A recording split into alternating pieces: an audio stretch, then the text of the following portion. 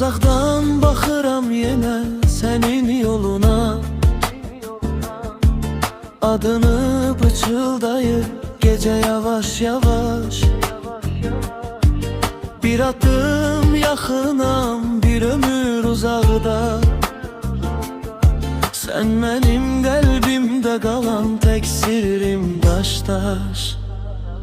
Bu imkansız aşk beni sensiz de yandırar. Bir dokunuşun bile yeterdi dünyamı değişmeye. Talehin oyunu beni senden uzak saklasa da, kalbim her gün seni seçir, her gün yeniden sevir seni.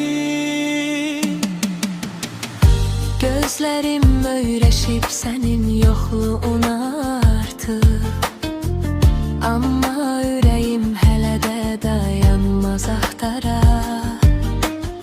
Hər gecə arzular sənə sarı yol salır, səhərlər həqiqət yenə məni yanəmlər. Bu imkansız aşk beni sensiz de yandırar. Bir dokunuşun bile yeterdi dünyamı değişmeye.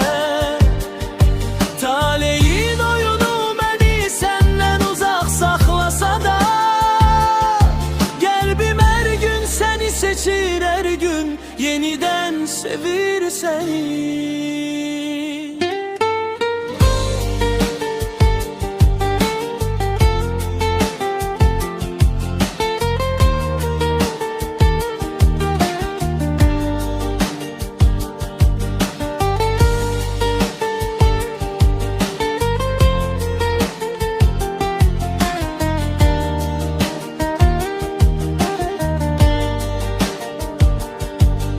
Elim uzansa belə toxuna bilmirəm. Sen mənə ən yaxın olan ən uzaq xəyal. Bəlkə də başqa dünyada görüşərik bir gün. Burada isə taleyimiz yazılıb ayrılıqla qal. Bu imkansız aşk